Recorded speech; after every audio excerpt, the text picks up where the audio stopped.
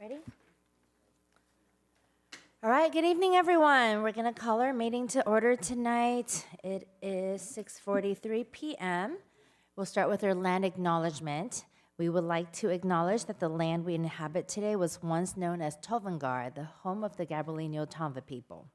We show our respect to the Gabrielino Tonva people, as well as all indigenous people, past, present, and future, and honor their labor as original caretakers of this land. We commit to uplifting the Gabrielino Tonva people, invite you to acknowledge the history, and join us for caring for this land. And today we have a flag salute by the Monterey Park Police Explorers. So please rise for the flag salute.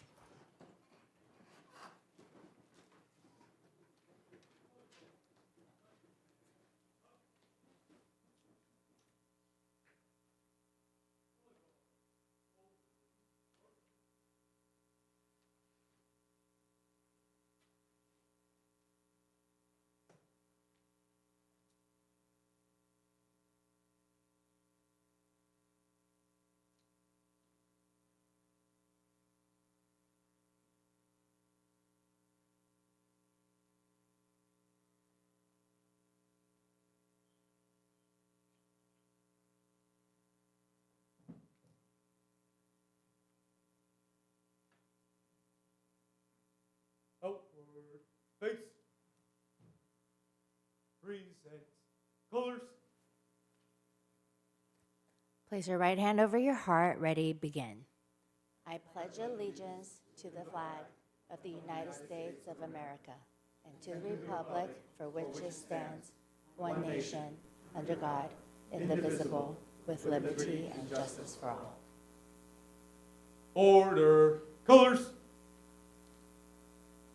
Outward, face. Forward, march.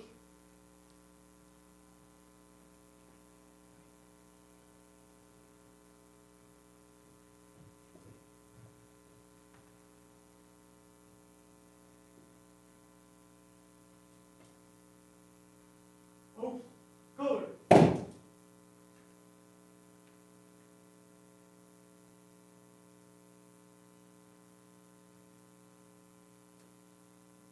About face.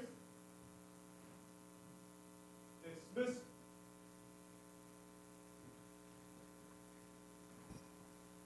Thank you. You may be seated.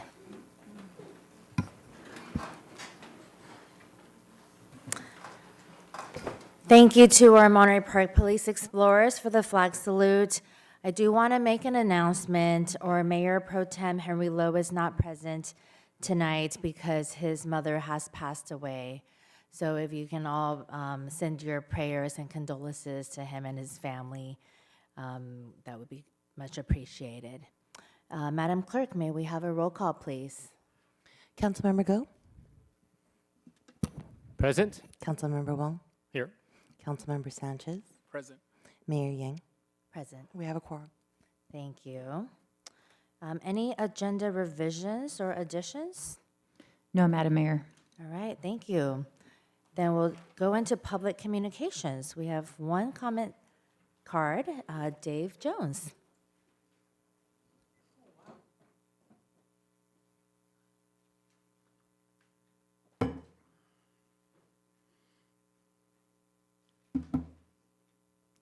Good evening, everyone. Honorable Mayor, council members, first of all, my deepest sympathies to Mayor Pro Tem Lowe and his family at the passing of his mother. I have lost both my parents. I know that it's never easy. So my prayers are with him and his family. I know that tonight we don't have data centers or a data center on the agenda, but I think it's important to continue speaking about this issue, especially as HMC StratCap gears up for what promises to be a very dirty political fight. I just want to address one issue. One of the lies that is continuously told is that the data center will not cause electricity rates to go up. As I spoke at the last meeting, the law of supply and demand proves that is false. Goldman Sachs has reported that electricity prices jumped 6.9% in 2025, more than twice the inflation rate, which was 2.9% that year. Prices are expected to continue to grow an additional 6% through 2027. And data centers, again, according to Goldman Sachs, not the most liberal organization out there, make up 40% of electricity demand growth. Bloomberg reports electricity costs in areas near data centers have increased up to 267% compared to 5 years ago. Harvard Law Today explained how, while utility rates climb for businesses and consumers, their data center neighbors often try to hide their effects on utility prices. This is why towns like Braidwood, Illinois, Eagan, Minnesota, Madison, Wisconsin, 2 counties in Georgia, multiple towns in Michigan have enacted or are considering moratoriums on data centers. This is not a fringe position by a small group of people in Monterey Park. As we have seen, there is a large portion of the city that is just against having data centers in this town for very good reasons, reasons that go beyond just the cost of electricity. Now, that's not to say that data centers are all bad. I use AI at my job, but data centers don't belong in residential communities. They don't belong here. You know, I've been in this town. I have lived here now for 35 years, not counting the 10 plus years that I was here when I grew up as a child. I'm very lucky. I've never had one of my neighbors come up to my door and say, "I'm going to sue you," before they even said hello. But that's not what HMC StratCap did. They came right into this council chamber and said, "We're going to sue the city if they don't let us have a data center." They don't care what the majority of the people feel. They're going to sue. They want what they want. They're telling us, we're not going to be a good neighbor. Actions speak louder than words. I want everyone in the city to remember that. If this goes to a ballot and we have this dirty election campaign, actions speak louder than words, and HMC StratCap is showing us by their actions what type of neighbor they would be. Thank you very much for your time. I look forward to seeing you at the next meeting.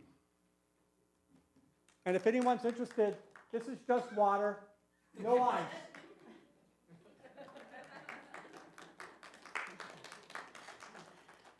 Thank you, Dave. That's all the public communications we have tonight, and no staff communications. All right, then we're going to go into 8A, recognition of Jason and Justin Jimenez. Madam Mayor, members of the council, I'm going to invite up our fire chief, Jason Hing, to present this item to provide background, and then he'll join the council in recognizing these 2 young men. So, Fire Chief Hing. And we also did get public written communications, 2 of them, one from a Fan Wang and a Nathan Chen. Perfect. Hey, not so close. You guys, I told you you're too good looking. I'm just kidding. I'm just kidding. All right. Madam Mayor, Honorable Council, City Executive Team, members of the audience, and the Monterey Park Fire Department. We are honored tonight to recognize 2 brave young men who are Monterey Park residents for their extraordinary heroism. On December 19th, 2026, these individuals, one, a former Monterey Park Fire Department explorer and reserve, arrived first at a burning house in the city of Alhambra. Before any fire or police units arrived on scene, they entered the structure under extreme fire conditions and successfully rescued a trapped elderly female. Their quick and selfless actions saved a life in a moment of crisis. These young men represent the best of our community: courage, compassion, and neighborly care. They embody the spirit of public safety and partnership we strive for at the Monterey Park Fire Department. On behalf of the Monterey Park Fire Department, the City of Alhambra, and our entire city, we proudly present Justin Ramirez and Jason Ramirez with this formal commendation for exceptional bravery and life-saving valor.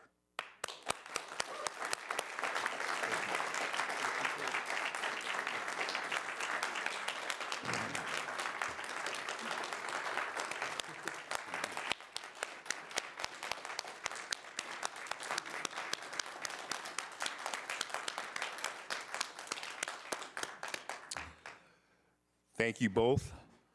Monterey Park is safer and stronger because of both of you. I invite the council to join me for this well-deserved recognition. Can we have them share maybe a little bit about their experience? If Do you guys don't want to mind? say a few words? Yeah, on December 19th of 2025, me and my brother got a call on our phones, Post Point, and we lived like 2 or 3 minutes from the address, and we're a street away from the house that was on fire, and we seen it just a big old glow of flames and smoke. And my first instinct was, we got there on scene, and we seen the house fully involved in smoke and fire. And my first instinct for me and my brother started banging on the door to see if we heard anybody inside, and which we did. We heard the man that was inside that obviously passed away. Our condolences to the family. So we broke down the windows, tried to gain access inside, but it was too much smoke. Then the lady was running, the sister comes running from the back saying her auntie was inside the house stuck. So my first thing was just to run over there. I was in sweats, my Birkenstocks, sandals. And my first instinct was break down that wall. And I broke down the wall, getting access inside, and I grabbed the lady out. She was 2 feet away from flames and smoke. The house was fully involved. And thank God, I was able to get her out. Thank you.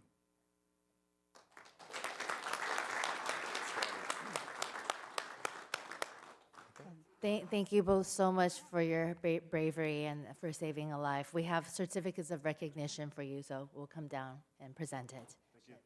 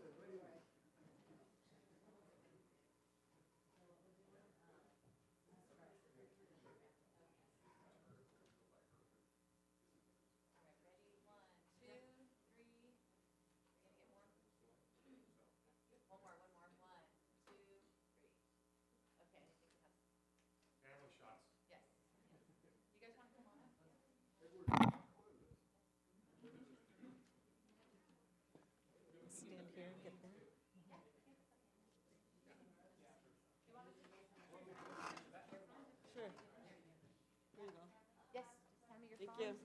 Just line them up, and then, yeah, we'll use these phones, if that's what you want us to do. Here, I can do it. Yeah. Yep. All right, ready? 1, 2, 3. One more. 1, 2, 3. Okay. Anybody else? Any other phones? No? Okay. You guys will pass them around? Okay.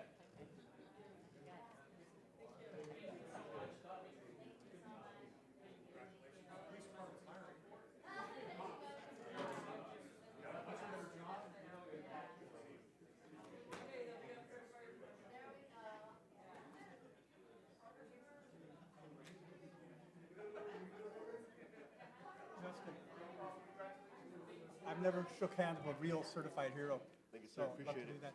that. Thank you so very much. Thank you. Thank you.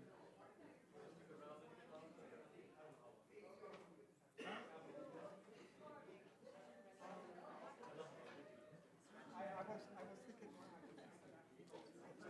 was thinking.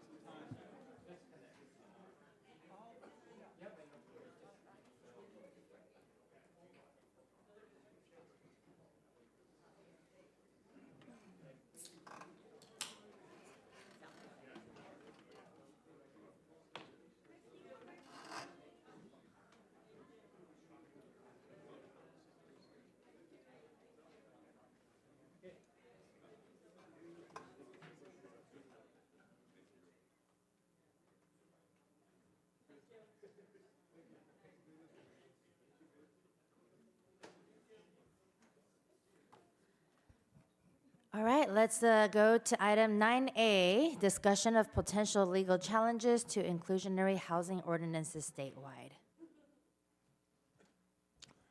Honorable Mayor Yang and City Council, my name is Timothy Howe. I'm the Director of Community Development. Tonight I'm going to be discussing potential legal challenges to inclusionary housing ordinance, including the City of Monterey Park. I'll first start with a bit of a background because this topic has a couple years of history. But first, what is an exclusionary housing ordinance? You'll see that abbreviated as IHO throughout the PowerPoint slides. An inclusionary housing ordinance requires that certain residential projects provide a percentage of affordable units in their project or use some alternative means. The most common is paying an in lieu of providing those affordable units through an in lieu fee. On September 6th of 2023, the City Council adopted an inclusionary housing ordinance and paused its implementation and directed staff to evaluate the financial feasibility, including developing a marketable in lieu fee.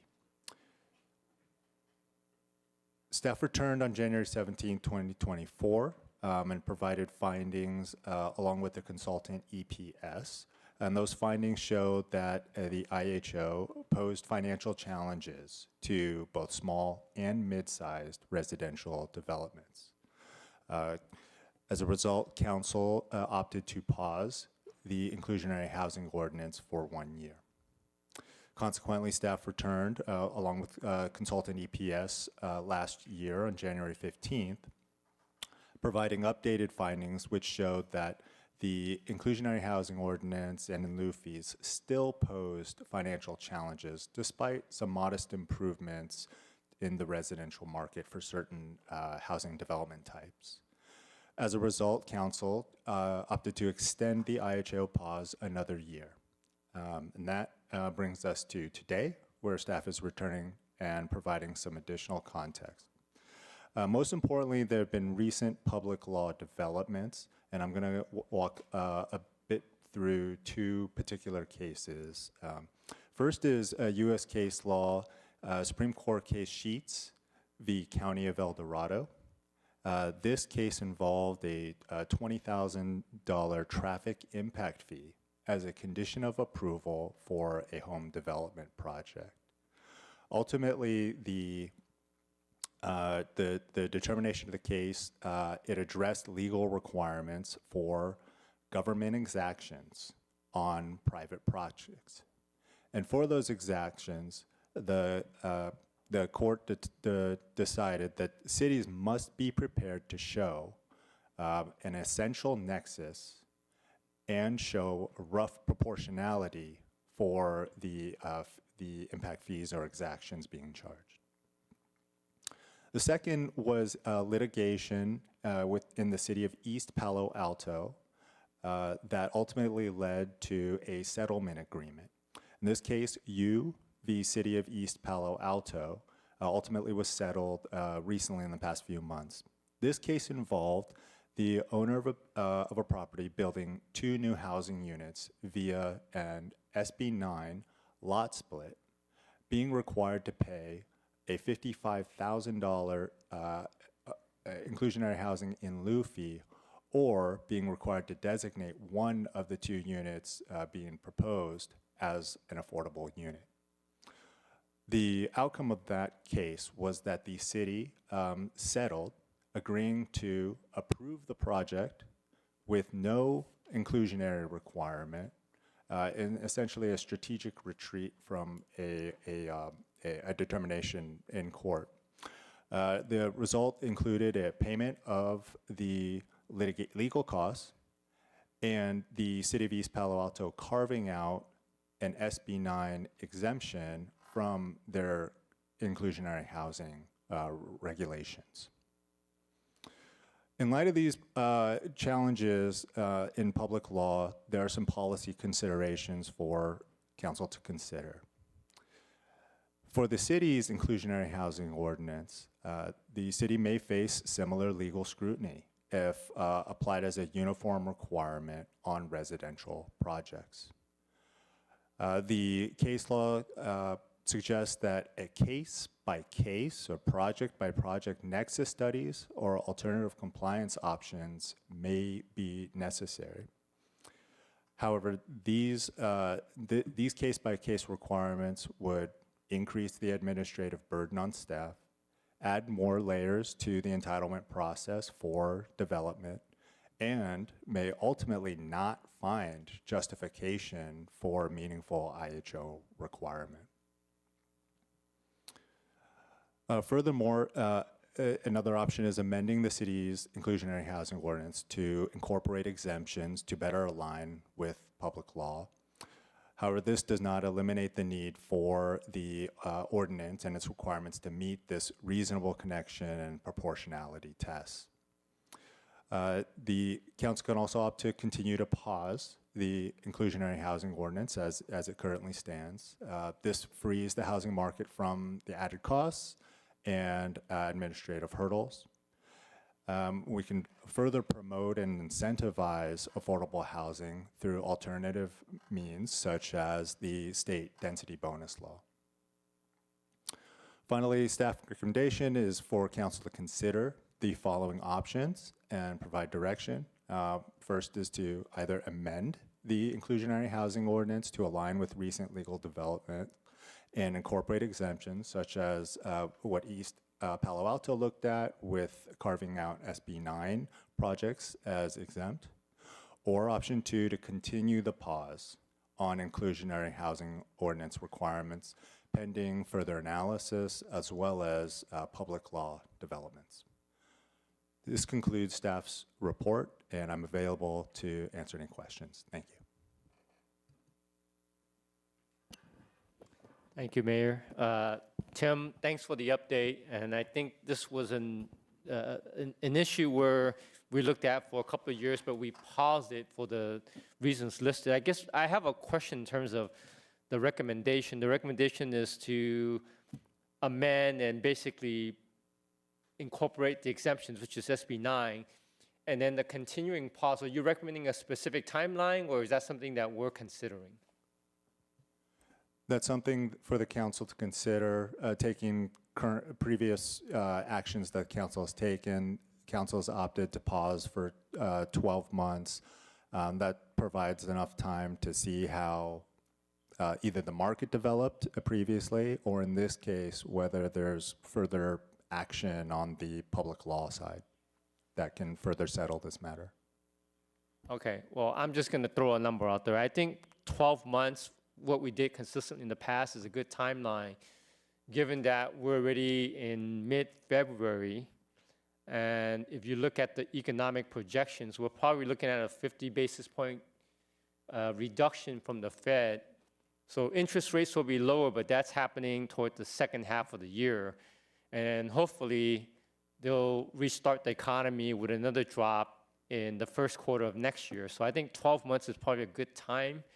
I support the two actions as requested, and I would like to recommend maybe 12 months. Or I would suggest 12 months for the pause. So for clarification, Councilmember Go. So you're interested in continuing the pause for 12 months and then potentially after the pause coming back to amend the IHO? No, Okay. amend it and then continue the pause. I thought there are 1 and 2. So we're asking for direction, but definitely we're looking for potentially one or the other, because if we're pausing it, we wouldn't amend the IHO right now, because if there's further potential public law developments, we would want to investigate those after the 12 months. So if your recommendation is to pause it, then we would continue to leave it as is. We would watch it, monitor it, and if other developments occur, then we would bring that back after 12 months with an update for council with what that means, or we could amend it with what we know today, right? With the exemptions from SB 9 projects, That's what we're asking. If the So how council is long would it interested, take for yes. you to amend the process? Like the timing? If we went with option one, how long would it take? It wouldn't take very long. We could return fairly shortly. The question, however, with amending the IHO would be whether or not we start enforcement and activate the IHO requirements and regulation. It's currently on pause in light of public law developments. Staff's recommendation, if we were to move forward, would be, if we wanted to enforce it, would be option one. Option two, so it is an either or. Option two would be to continue the pause. There's advantages to continuing the pause in light of the uncertainty around the legality of it, frankly. If I could further clarify, as a reminder, so the last update that we brought to council, which was in January of 2025, the analysis that was previously done on our IHO at the time, not all prototypes that were evaluated seemed to be financially feasible for those types of developments. So at that time, the council decided to leave the IHO on pause for 12 months. So additionally, if the council is going to consider potentially amending the IHO and enforcing it, we would also want to make sure that it's financially feasible so residential projects could potentially come into the city. So that's another consideration. Are we already working on that feasibility assessment for, given current market conditions, and are we potentially amending the IHO to make sure that it is feasible for different types of projects to move forward in the city? Or is that something you need council direction to do again? It's the latter. Staff is prepared. We have a consultant ready, a scope defined. However, in light of these, pending legal implications, staff felt it was prudent to bring those to light first and seek direction. So I think I'm where Councilmember Go is too. We obviously should amend the IHO to align with existing legal issues. I'd imagine even some of the SB9 projects, though, our IHO doesn't apply for projects that are less than 9 or 10 units. I think we set a threshold for where they apply, right? But I don't know. So we'd have to make sure that if we're just talking about the SB9 exemption, we would make sure that it would align with that. I want to take a step back, however. The larger challenge is the recent legal developments. There's no way to amend the IHO to make it, say, litigation proof, and so that then becomes the challenge, how to amend it. This may ultimately be borne out through additional litigation and case law. And that's why you have option two as an option to continue to pause pending further analysis and further development on that front. Well, oh, go ahead. Yeah, sorry. City council members, the other consideration, as Tim mentioned, so we do have a consultant that has submitted a proposal. The reason that we wanted the direction is because we didn't want to expend those funds yet on the consultant if the council may be interested in the pause. So we are ready to utilize the consultant to do further analysis to see if there's another option for making it financially feasible. But it's still the questions that are still on the table are potential challenges to an IHO. Correct. Where I'm coming at this is there's always going to be litigation and policy changes are always going to happen. So we're going to keep pausing this forever, every year, if that's what we're going to wait for. So I think I would like to see us move and at least work towards adopting an IHO that feasibly or that financially and economically is feasible for developers so that we don't completely disincentivize development in the city. But we're also under pressure from the state to make sure that we're meeting our RENA numbers and to facilitate development at all income levels and affordability levels, including affordable housing, which is what the IHO is meant to, right? We put in our housing outlet for the IHO, that we would explore an IHO to help incentivize lower income affordable housing in the city.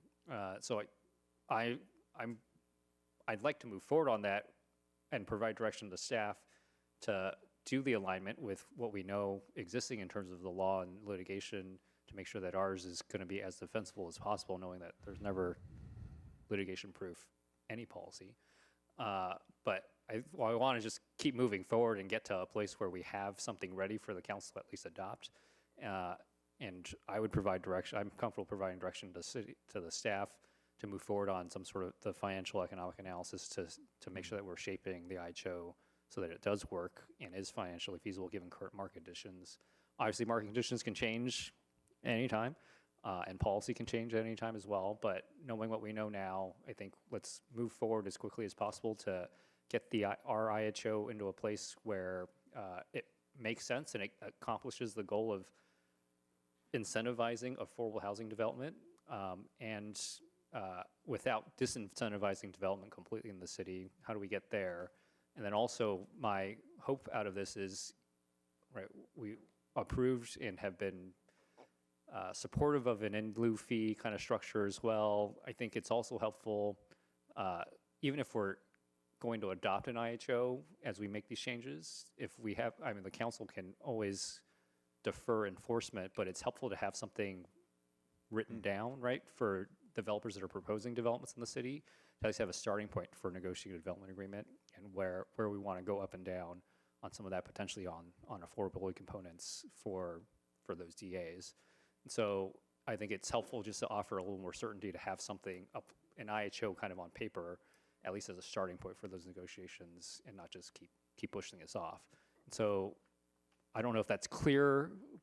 I hope that's clear, but I'm in support of moving forward, having staff continue to move forward on putting together, revising the IHO given these legal developments, but also moving forward on the consultant to do the economic analysis and bring something back to the city council that will be as economically and financially feasible for development in the city as possible, knowing all these goals that we have. So if I can simply restate that, just to ensure clarity, this would essentially continue the existing state of having the IHO requirements paused as staff develops, first works with the consultant to update the market feasibility, determine proper in lieu fees per market conditions, as well as align the language, because this will come back as essentially an amendment to our existing IHO to address one, the structure of it. That was a main discussion point previously. Are the percentages right, and what is the in lieu fee going to be? But in addition, now what carve-outs would be examined as well, and bring that back before council for consideration. Yes, I'm very comfortable with a pause until staff brings back a revision to the IHO for the council to consider adoption. Yes. And for clarification, Tim, the timeline for the consultant, did they provide that in the proposal by chance, just so that we could provide a rough estimate of when we would expect that to come back? Yeah, it's about 90 to 120 days. Okay, so a few months before we'll see that item come back. Thank you for the presentation. I have some questions. I know that we had put a pause in the past to try to encourage development, encourage developers to try to speed up their housing developments, to try to perhaps incentivize them already by putting a pause on housing. I'm just curious, and I think we've had 2 pauses already. Is that correct? Yes. So 2 years we paused the IHO. In those 2 years that we've paused the IHO, have we seen an increase in housing development that has incentivized developers to build housing in our city? So I can only speak to, I can't speak to my own recollection. I can only speak to the numbers, looking at building permits issued.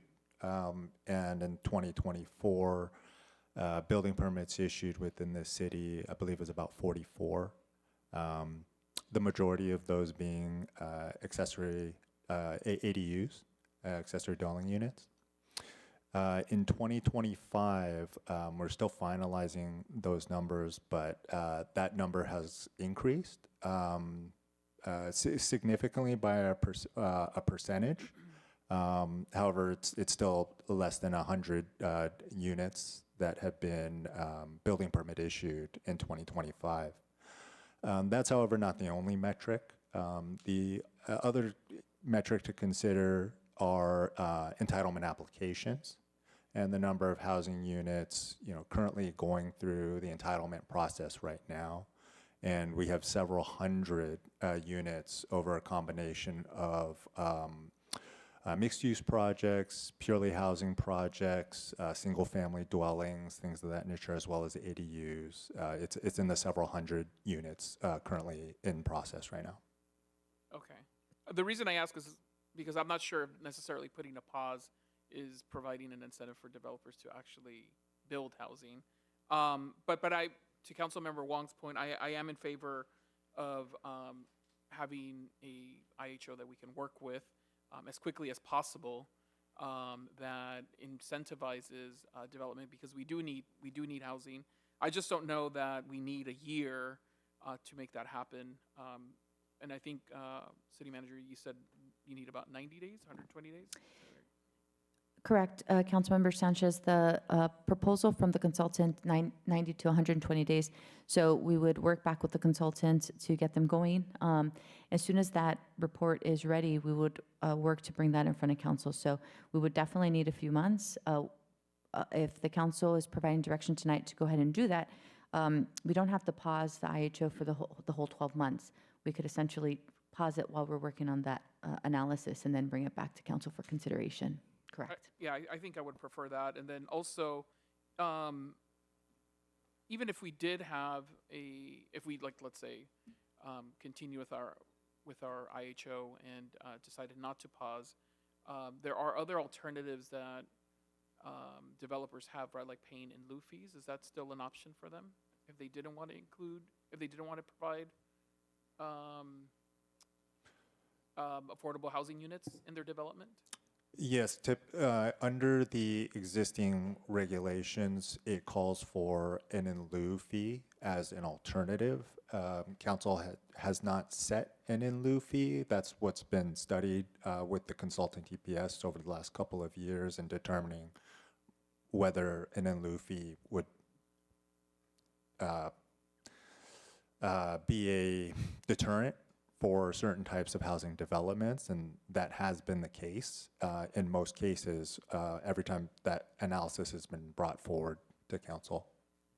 So to clarify, Councilmember Sanchez, right now the in lieu fee is also paused because it's part of the IHO as an alternative. Correct. So yes, that exists, but both of them are on pause. So if the housing project doesn't provide the units, they do have that alternative in the IHO. However, right now both are paused, correct, because it's in the IHO. Okay. Because we obviously need housing. We have a housing crunch in this, not just in our community, but in the entire state. But we're also in desperate need of affordable housing. And housing, especially rent and homes, have dramatically increased. So whatever we can do,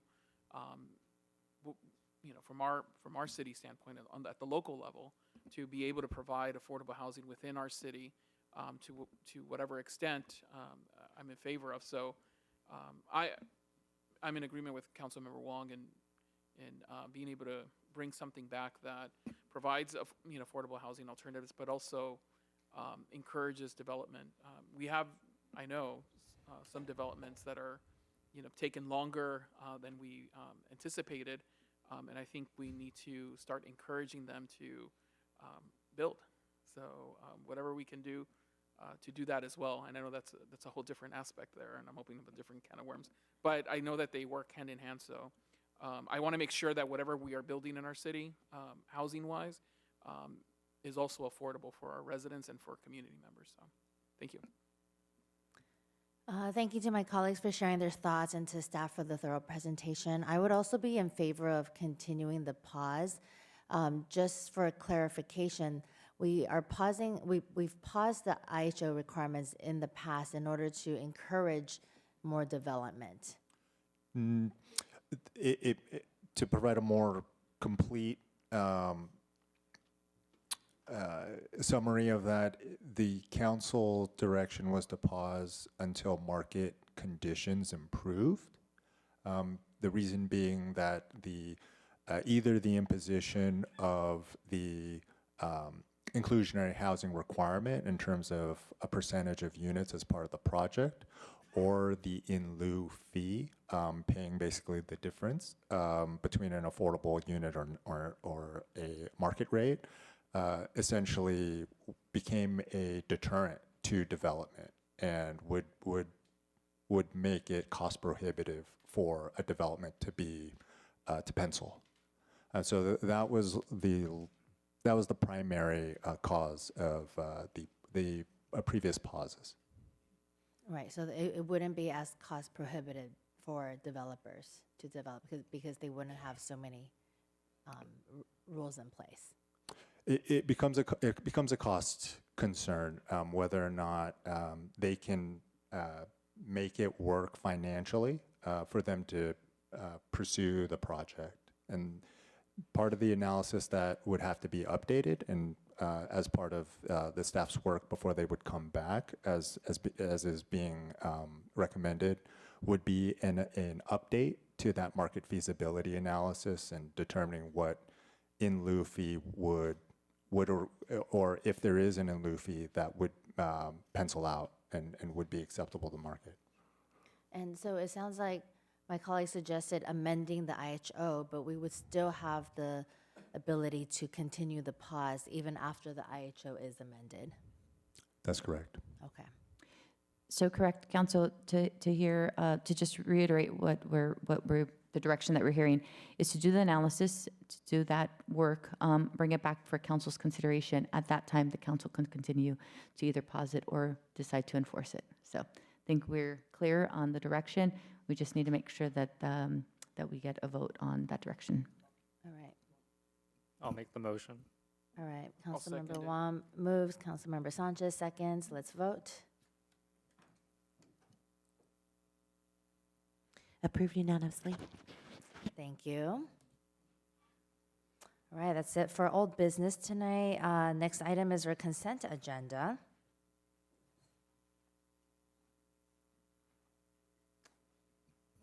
Mayor, I'll pull item 10A for the mid-year financial. Okay, 10A is pulled. Any other items? Madam Mayor, I'd like to pull item 10B and 10.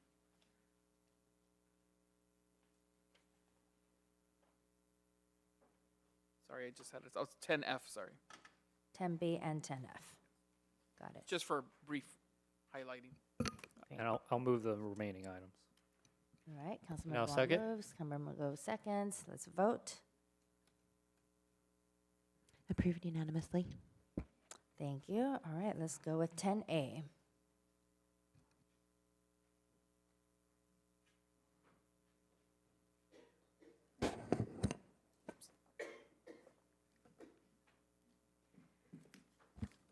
Good evening, Council and Mayor. Laura Bourgeon, Finance Manager. It's my pleasure to present the fiscal year 25-26 mid-year financial report. We will be going over general fund revenues, general fund expenditures, and general fund 5-year projection, as well as budget augmentation requests.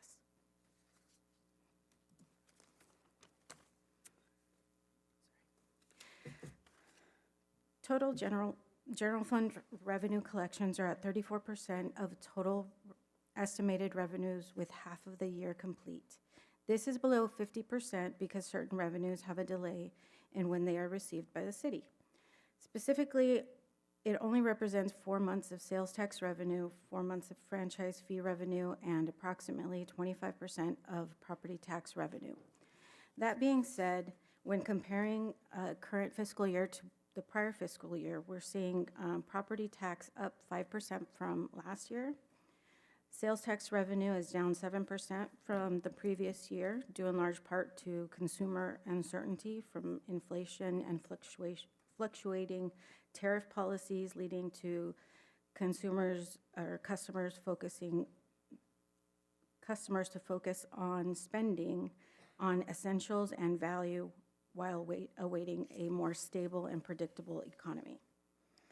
TOT revenue is doing well. We've experienced an increase of 9%. UUT is down 2%, but that's due to timing. Business license tax is up 69% from the prior fiscal year. The new measure implementation, so it's up 69% from the prior year. Licenses and permits and service charges and fees are slightly higher than estimated, and other revenue, specifically interest income, is lower than last year.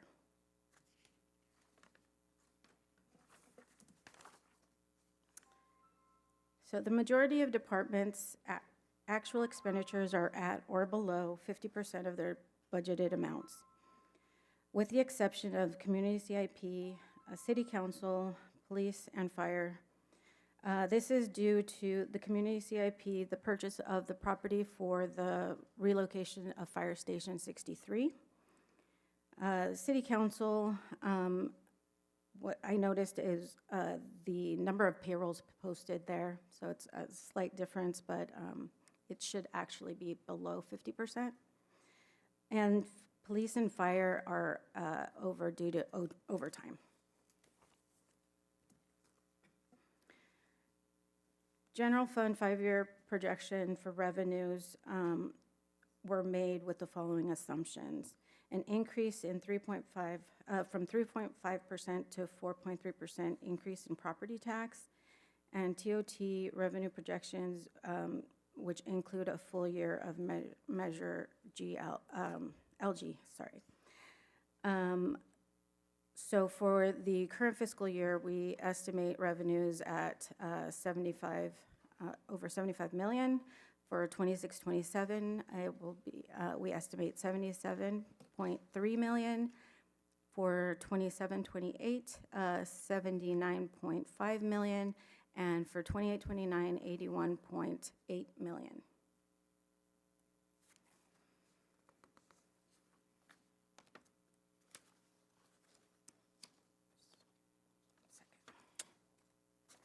General fund expenditures are estimated for last fiscal year. The actuals were 69.6 million.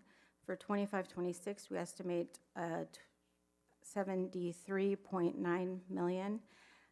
For 26-27, 75.9 million. 27-28, 78.1 million, and 28-29, 80.4 million.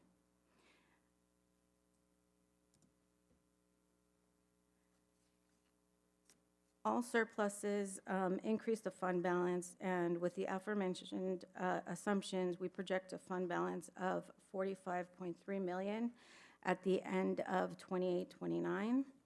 Staff is recommending the allocation of 150,000 to the committed catastrophic and stabilization fund to balance to maintain the GFOA recommended 15% to general fund operating budget.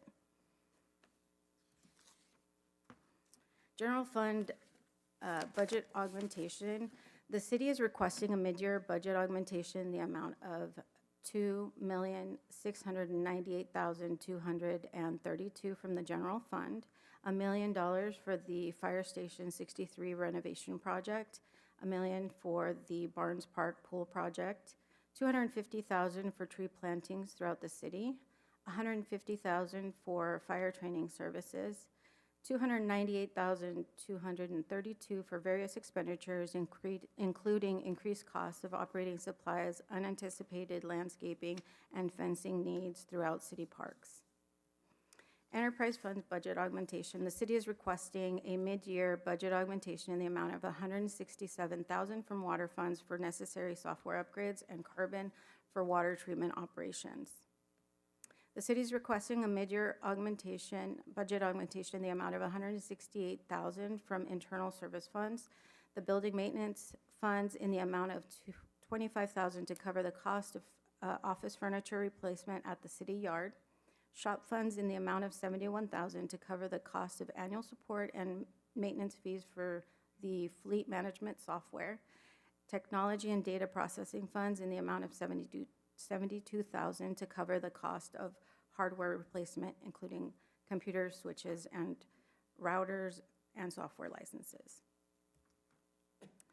The city is requesting a mid-year budget augmentation in the amount of $1,740,913 from special funds, Proposition A funds in the amount of $823,975 for Sierra Vista Park Playground Project and Public Transportation Services, Proposition C funds in the amount of $181,512 for pavement improvements, Measure W funds in the amount of $241,000 for street sweeping services, and ground emergency medical transportation funds in the amount of $330,000 for emergency transportation services.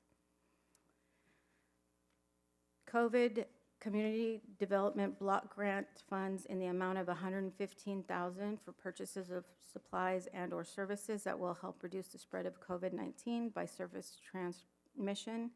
Household hazardous waste grant funds received from Cal Recycle in the amount of $49,426 for household hazardous waste collection at city-sponsored community cleanup events.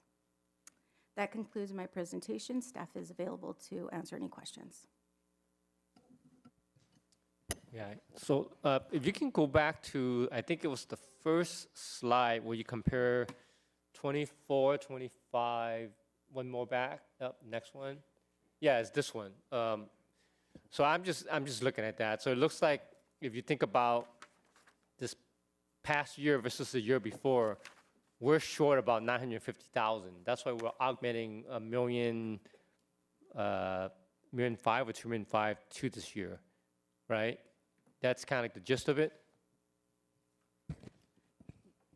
We're short about the 950, but it's not. The money comes in at different times, so Right. I wouldn't be too concerned that we're not at the same as last year, because when we did our analysis, we found that our property tax is going to come in higher. The only thing that we anticipate coming in lower than our original budget is sales tax, because it's slightly, and Laura has an answer to that. They're not, the community is not spending as much as they used to. So we're anticipating about $200,000 less, but a few of our other revenue sources will be slightly more than anticipated. But I wouldn't worry too much of the 950 because it's just a matter of timing. It's just a matter of timing. Okay, thank you. On the sales tax coming in lower, anything, I mean, I'm a little worried, and I know that all of us everyone is feeling a little tighter in terms of the budget, and it sounds like we're seeing that in the numbers in terms of sales tax revenue generation going down. Any additional context just from HCL or others, or our own kind of views on where things are headed, just what we're seeing? The information that we did receive is from HDL. They anticipate, they said it is across the state. They're seeing the same trend across the state. Consumers are just not spending on discretionary items. They're spending on essentials and they're going for value items rather than splurging at this time, just because of economic uncertainties. Yeah, thank you. And I want to emphasize that and harp on that, right? This is without a recession happening, which, I mean, I know every year we're saying the recession's coming, but to get to my next point around our existing, I know the staff recommendation is to augment our catastrophic in working capital set aside or reserves there by $150,000. I think that needs to be way higher. And I'm curious what our capacity is to get that higher. I know we're at and trying to get to the 15% minimum for those two funds, for working capital and for catastrophic. Frankly, those really should be separate and should both be at 10 to 15% in a healthier, I think, budget. So I'd like to see how we can augment that even further. I don't know if that's possible this year, given where we are, but I think we need to prioritize that even higher in terms of our budgeting going forward to future years, especially as the general fund is expected to continue to grow. That 15% even at a minimum is going to continue to grow, right? It's a percentage. And so whatever we can do to continue to build up a stronger reserve for catastrophic events and for working capital, because that's correct me if I'm wrong, that's the fund that we would go to if there is a downturn in the economy. We would tap that fund to prevent reducing services, prevent layoffs, prevent cutting back on essential services the city would have to provide, and we would still be using that fund. That would be the same fund we would draw on if a disaster hit the city where we need money up front to be able to pay for emergency construction or whatever, or something to clear the roads. FEMA money and state and federal money in terms of potential disaster support doesn't come in immediately in many cases, especially for cities. So we need to have that working capital up front to be able to meet an emergency, and those things they don't get cheaper, they only get more expensive too over time. And so I'm worried that we're only at $11 or $12 million for a $75 million general fund budget, which meets the minimum, I guess, but I think we should be aiming for way higher, because in a recession, if you're talking about 5, 10, 15, 20% decline in revenue, that current 11 or 12 million is going to get eaten up very, very quickly. And we won't have any runway or room to breathe in terms of having to cut back on essential services and hours and resources that are available for the community that in a recession or an economic downturn, we want the city to be able to provide. So I'm very worried, actually, that our number is actually kind of low there, and would like to see, I don't know, Martha, if you have another number that you can throw out there to add to the catastrophic working capital reserve amount, or if that's something more appropriate for as we get into next fiscal year budget, to see how we can set aside additional funds into that budget and start setting aside more money for that. If council wishes for us to set aside more, we can definitely, depending on where we are at the end of the fiscal year, if we have a surplus, we can definitely increase the amount to 500,000. GFOA's recommendation is 15 to 20% of the general fund operational budget, so we can aim for the 20% if council wishes. Yeah, I mean, I think we should be aiming for that 20%. I know we probably won't get there just in one fiscal year. I'm hoping we have time to ramp up to 20%, and that 20% I know will grow even more as the general fund continues to grow. But that's going from 11-ish million right now to 15 million if we're going off the $75 million general fund expenditures this year. That's adding $4 million right now. So yes, we should be looking towards it. And I think as we get towards next fiscal year budget, I think we should start figuring out how we set in policy, getting closer to that 20% over time, as opposed to just meeting the 15% minimum. So with council approval tonight, at the year when we close our books, if there's additional surplus, if we are authorized by city council, we can go from the 150 to as higher as the surplus is. Like we did this past fiscal year in 25, we were able to increase the catastrophic by 3 million. So with surplus, if council authorizes this, we could increase it. And we can start using surplus as a mechanism, or as what we use to increase the reserves. Yeah, I'm in full support of that, and whatever we can do to fill our rainy day fund, our catastrophic working capital fund, and also that goes towards our ability to borrow in our credit rating, to have additional funds set aside. So all of that is good, and I think we need to be even more prepared for a rainy day. I appreciate all the work on the finance department team, but all the staff for getting us to this point too. Even I think this is still, despite whatever my comments might be indicating, we're in a much better fiscal situation than some of our neighbors, especially our larger neighbor to the west. And so appreciate a lot of hard work that went into getting us to this place and the posture of being as conservative as possible with our managing our finances as possible that we've had in terms of managing the last few years. So appreciate that and want to continue in that stead and see what else we can do to make sure we're more prepared for very likely hard times to come. On COVID, we mentioned one of the staff recommendations was to expend some COVID funds. How much do we still have left from the COVID funding from the federal government? We have about, I don't have the exact number, it's $200,000+, and we have until September of 26 to spend it, or we don't get it because it's a drawdown account. We have budgeted 115 because Public Works has some infrastructure or some operating items that they're going to purchase that are related to a touchless surface, sorry. And we do have maybe another 100,000 that we can come back at them, when we have other items, because it's very specific to touchless items. So if we can come up, we can find other uses for the rest of the money, we will be definitely coming back to ask for the other 100,000 so we can spend it before September of 26. Yeah, it sounds like we're working on it, and I just encourage staff to make sure we don't leave money on the table. Let's spend that on what we need and what we know we're going to need before the federal government claws that back. I'll leave it at that. On the staff also recommendation in terms of the $1 million for Barnes Park pool design, I know that item's going to come back in the next few weeks or in March or something, I think March timeframe or so. I don't know if that's going to be enough. We'll see. But just note for finance staff, we have assigned funds in our reserves for capital projects. We can reassign some of that for design.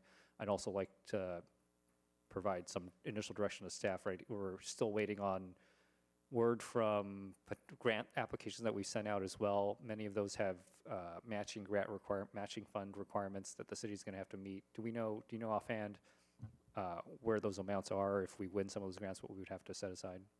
We do have about $3 million in assigned CIPs that have not been appropriated to a project. So we have the money to match the $3 million to match if we are awarded the $6 million grant.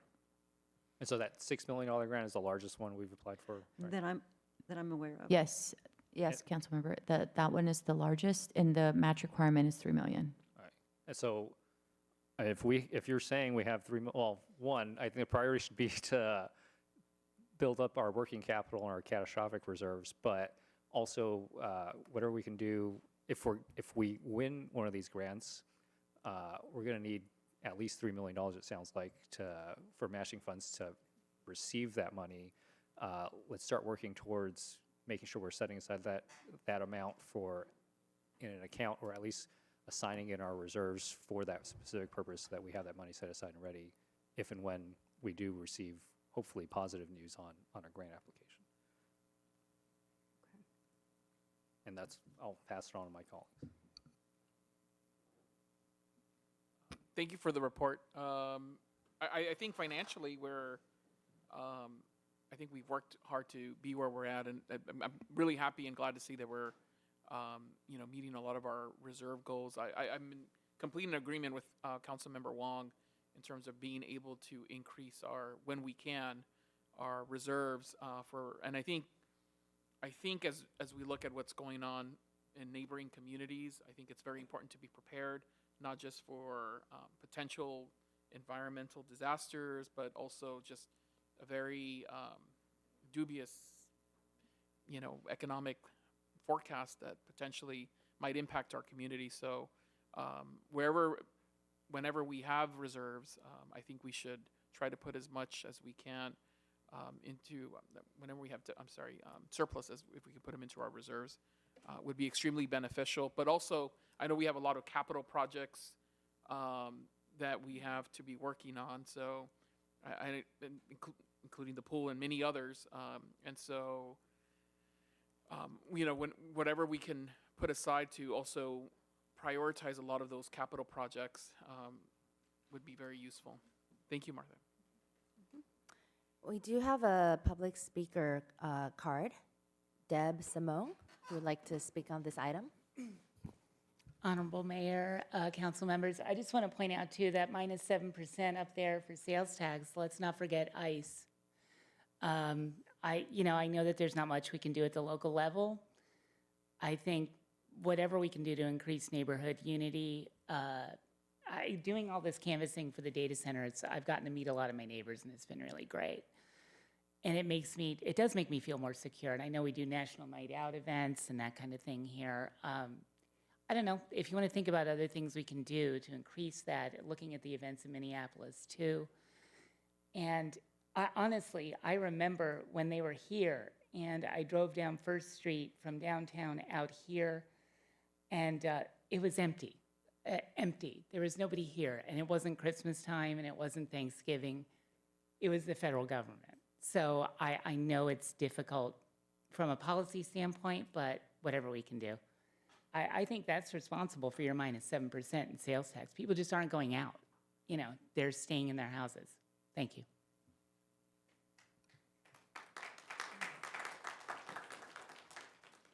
Thank you, Deb, and I agree with that as well. Whatever we can do to further go against ICE, I would be for it.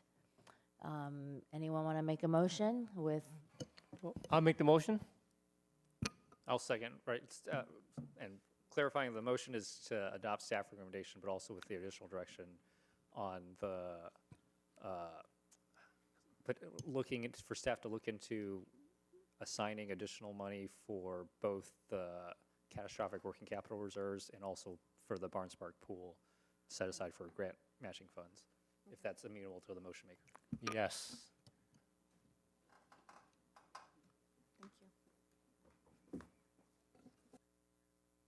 Approved unanimously. Okay, thank you. The next item pulled is, 10B.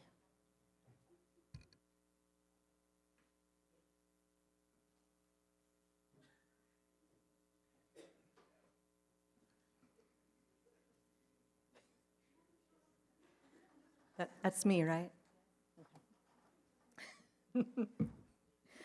Good evening, Madam Mayor, Honorable Council, Diana Garcia, Assistant City Manager. This evening before you, we have updates to the city logo and branding materials. I just want to note on Zoom, we have Kevin Bostwick from Trepepe Smith who's joining us. He was the lead on this project with us. This evening, we're going to ask that Council approves the updated simplified city logo, as well as the motto, the official color palette, fonts, and the comprehensive style guide that's attached to the staff report. So this effort that you see before you this evening is the result of several months of collaborative work by staff across multiple city departments, all city departments, at all levels, with input from city council and city commissioners. You'll see our branding preserves the city's heritage while providing us some updated tools that function effectively across digital and print platforms as well. So I thought it'd be interesting to share with you this evening kind of the evolution of the city seal. You'll see the first one there was adopted in 1916 when the city was founded, and it's got the shield with the stars and the stripes on it.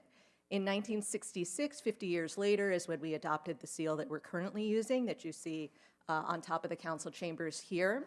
And then the seal was great. The information that we got when we did outreach and surveying of community members was that they loved all of the elements of it, that it really represented Monterey Park, but we wanted to simplify it a bit because it is a little busy, especially when you print it or when you silk screen it or when you embroider it.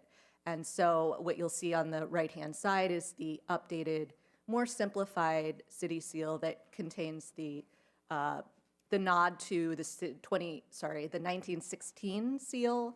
You've got the bear for California, and you've got the Cascades. And right in the middle, we've got the establishment of the city, the date.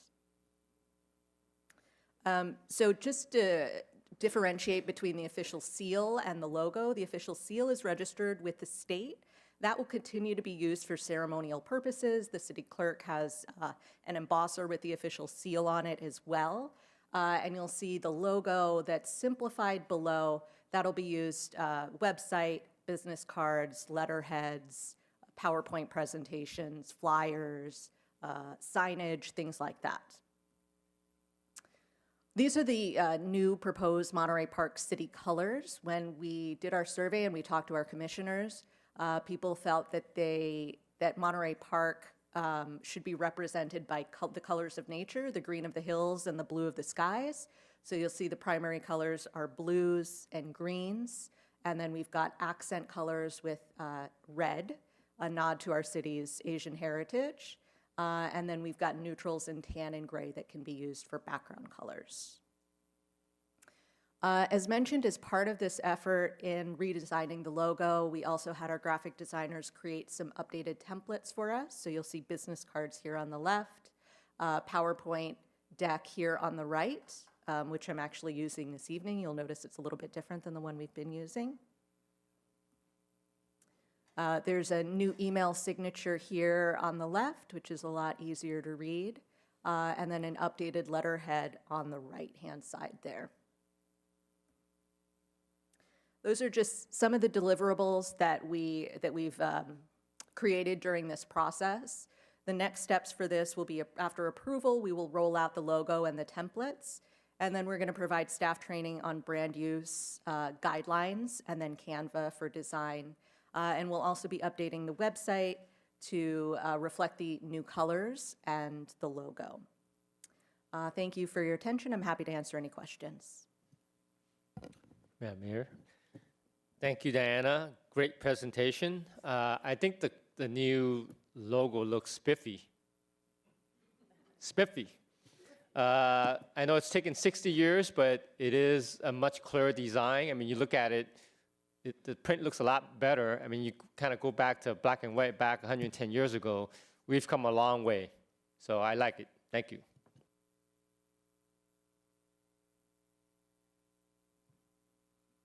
I also like thank you, Diana, for the presentation, all the work and collaboration that went to updating the city logo. I think it was definitely due for some updating, and I think the council had already mentioned in the past the potential of updating the logo, but also updating our certificates, and which I'm sure will be the next step, perhaps, in terms of updating some of our items. I do like the color scheme, and to me it looks a lot more clear, but to use Councilmember Go's words, it looks spiffy.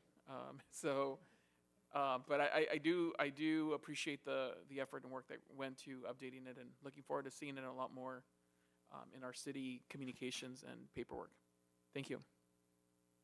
Thank you as well. I'm glad it's going to be a lot easier to read in emails because it's more simplified. So great work on the logos. Mayor, a quick question. Have we looked into I don't know if our original logo is trademarked or if we need to pursue a trademark for any of this, just to make sure it's not misused? So it's not trademarked, but by the simple creation of any intellectual property, you gain a copyright to that. You can register the copyright with the Office of the Copyright in Washington, D.C., and it makes it a little bit easier to defend in litigation.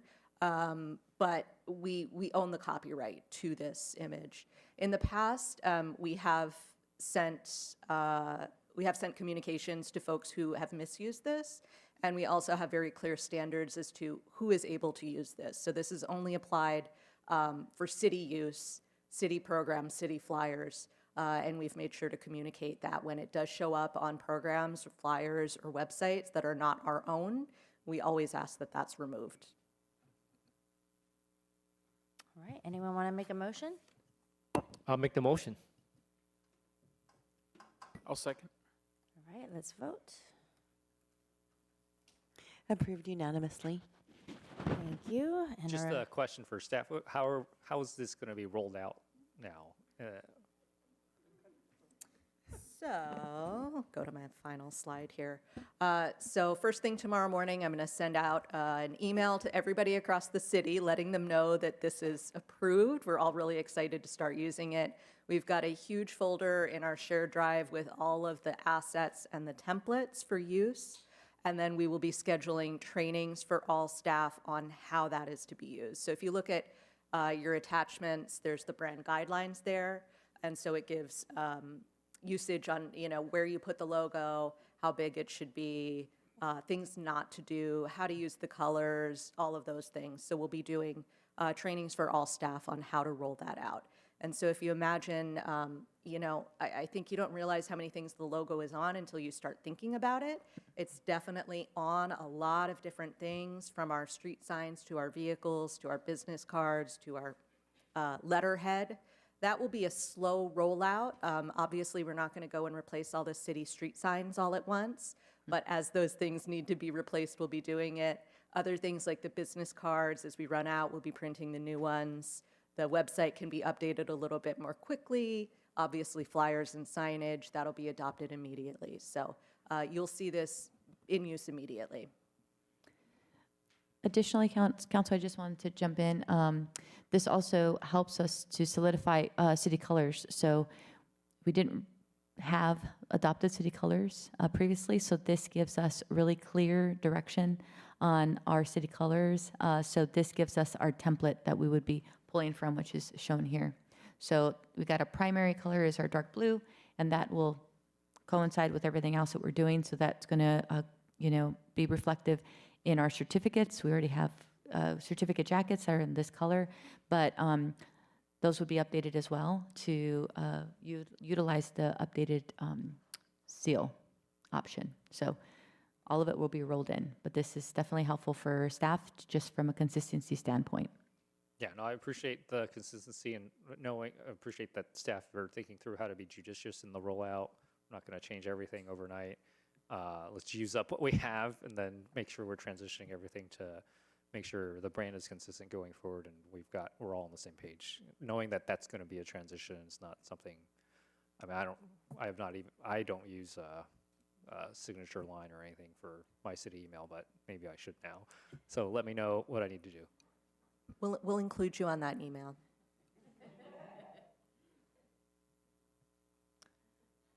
Okay, thank you. 10F, consideration of a request for an overnight camping permit, allowing the Recreation and Community Services Department to conduct an MPK campout event in Barnes Park. Do you need a full presentation, or you just wanted to mention it? Just a brief presentation. Good evening, Madam Mayor, council members. My name is Christina Alatorre. I'm the Recreation Manager for the Recreation and Community Services Department. Tonight, I'm requesting an overnight camping permit allowing the Recreation and Community Services Department to conduct an MPK campout in Barnes Park. The MPK campout is intended to expand community events and opportunities, activate park space after hours, build stewardship of city parks, and provide a family-friendly outdoor experience. The Park System Master Plan was adopted on August 6, 2025, and identified community events as the most important and desired park program. During the fiscal year 25-26 in the approved budget, the Recreation Department included the goal of implementing a Camping in the Park family event. If approved, the MPK campout, held in Barnes Park Friday, June 12, 2026, would be from Friday to Saturday, June 12th to June 13th. This family-friendly event would feature arts and crafts, a movie in the park, games, and entertainment. Registration is required, with each participant wearing an event wristband to be identified by staff. A check-in and check-out process will be required, with assigned camping spaces designated for each participant. All registered participants will be required to provide their own tent, sleeping bags, and amenities. Currently, the Monterey Park Municipal Code 6.3704 prohibits any person to sleep, camp, or store personal property, including camp facilities and paraphernalia, or in or on restricted public property. In addition, the Monterey Park Municipal Code 12.04.190 states that it is unlawful for any person to enter, remain, or stay in any park or recreation center within the city at any time between the hours of 10:30 p.m. and 6 a.m. of the following day. The Recreation and Community Services Department is requesting a permit for overnight camping for the registered MPK campout participants. That's all I have. I am happy to answer any questions or any comments that you may have. Madam Mayor, I have a quick question. What's the movie that night? Well, let me start by saying the theme is luau. So the movie for that night is going to be Moana.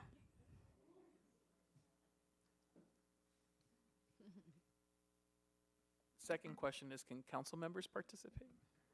Of course, and we always welcome our council members to participate in all of our recreation and city events, so yes. Okay, I'm gonna bring my girls then. And I know that Robert had mentioned this camp out before, so I'm glad to see that it's coming to fruition. And you know, when the time comes, and I know this is not till the summer, looking forward to see more information about what exactly is happening. I'm assuming there's going to probably be even a bonfire, right, Robert? I don't know, maybe. Yeah, so we are actually partnering with our fire department. Oh, it's going to be epic then. It's going to be more than epic to do s'mores. So we're going to be fire safe with our fire department, and we're going to be offering s'mores to those families that join us for the camp out. Very good. Thank you so much for that report. And you know, since I already have the Parks and Rec people here, I was wondering if you guys can speak a little bit to 10H, which is the Sierra Vista Playground, which I'm also very excited as a parent when we talk about Parks and Rec and parks just in general. Absolutely. Robert Aguirre, Director of Recreation and Community Services. So yeah, I know the item didn't get pulled tonight. Thank you for that. But do want to share, we're definitely excited about the opportunity for a new theme playground at Sierra Vista Park. Sierra Vista Park, as you may very well know, that's our oldest playground currently in the city. And so we've been working with the San Gabriel Band of Mission Indians, Gabrielino Tongva tribe, to come up with a Tongva-themed playground, first of its kind. And so we're really excited. They're really excited. They're very enthusiastic about this project. So that playground will be completely Tongva-themed. It'll have some educational pieces that will show and let people know about the different various items that are included on the playground and how and why those were important to the tribe. We will also be incorporating some native plants in the park, as well as working with a local Tongva artist to add a mural in the park as well. So we're very, very excited about this very unique opportunity. And we've had, like I said, the tribe is very enthusiastic. We even got a letter of support from the local chief. So yeah, we're excited. So within this year, we should be getting that done. May just add, sorry to interrupt, but those are legacy swings at Sierra Vista Park from 40 years ago that I remember riding on or sitting on. So you may want to go over to Sierra Vista and get a few last rides in. Maybe we can Although save one of I those will for- share, we will be adding swings, not the same legacy swings, but yes, there will be new swings that will be part of that project. Sounds like Councilmember Go wants to be part of the demolition. I think he wants to take one of those swings home before they get taken out. Thank you, Robert, for this project. I'm going to admit and be honest, I accidentally pulled the wrong item. I really wanted to hear on 10H, so I'm glad that you... but the camp out was really great, too. So I'm glad I did pull the camp out item.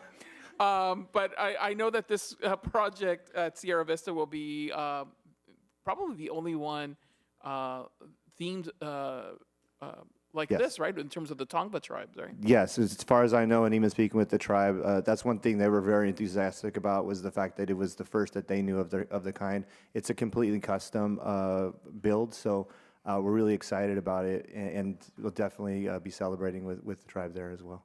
Great. I'm looking forward to seeing when those concepts are available, seeing how they look like. But also, I think there's no better way in terms of our logo here, in terms of our motto, sorry, of taking pride in our past, then acknowledging the first peoples that inhabited this area. So I think that it speaks volumes that when we read or when the mayor reads our land acknowledgement at every council meeting, that our city puts true meaning to it. Absolutely. And I thank you for the work that you're doing and working in conjunction with the San Gabriel Band of Mission Indians to make this happen. And a mural. I know we're always talking about including more public art in the city. So thank you for combining all of those different elements. I know I'm looking forward to that ribbon cutting for sure. Awesome.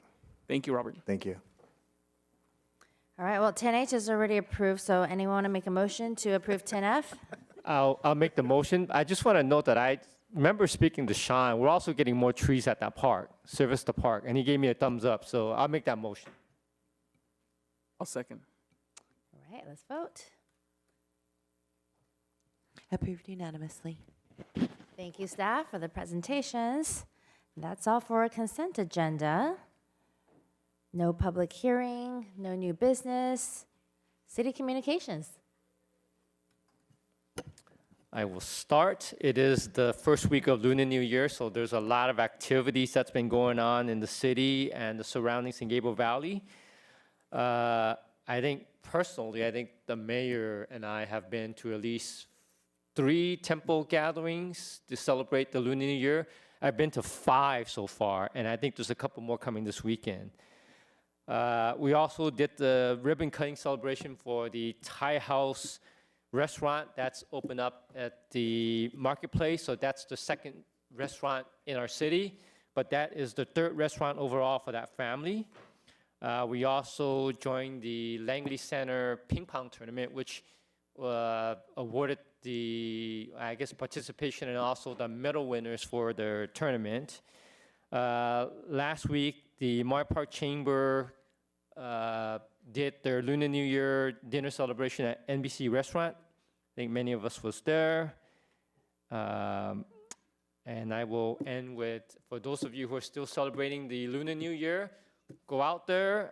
We have plenty of food. We have plenty of activities. Line dances, they'll be continuing on for the next 12 or 13 days. So Lunar New Year celebration is actually the first 15 days of the lunar calendar month. Thank you. I'll just echo Councilmember Go's sentiments. Wish everyone a happy Lunar New Year, Year of the Horse. It's only the 2nd day of the new Lunar New Year, so wish everyone good health, prosperity, and hopefully a better year than last year. But looking forward to working with everyone again in this new year. And I know that the community and regional celebrations are continuing, have been going on for the last few weeks, and will probably be going on for at least the next few weeks. So hope to see everyone around town.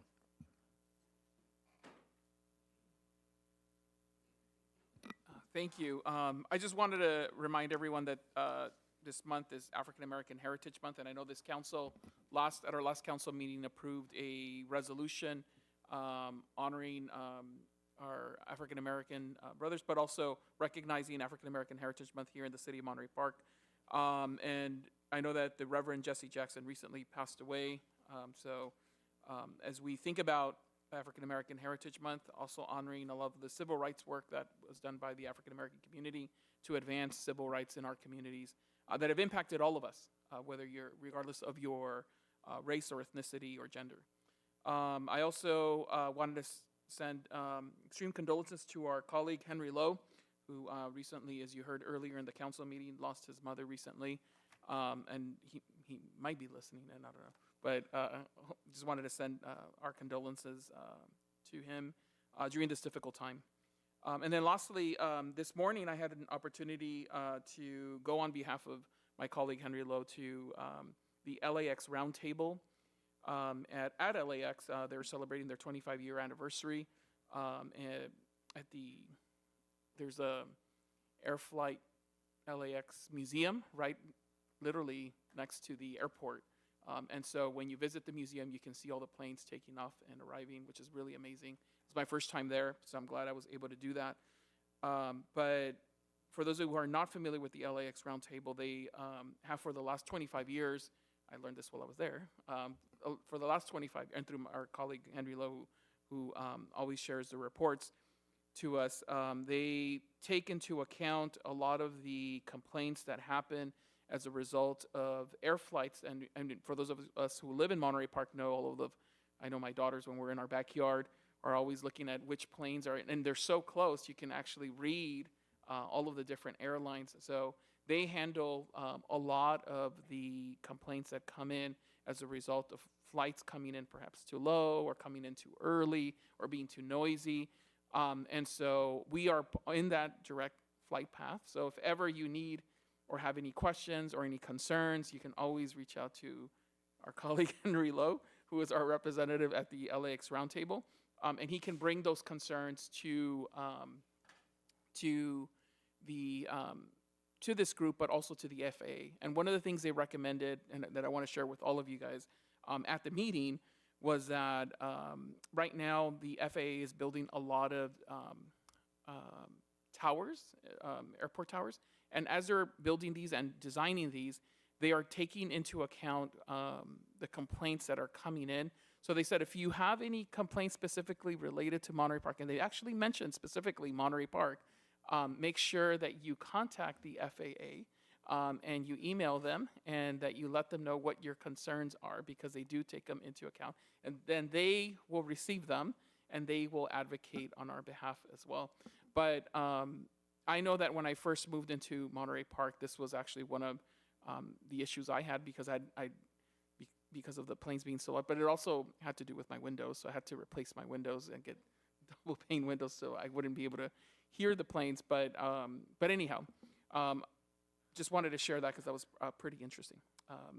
And then that'll be it for me. Thank you. Thank you. Just a few from me. Next Tuesday is our meetup with the mayor event at La Diosa de los Moles.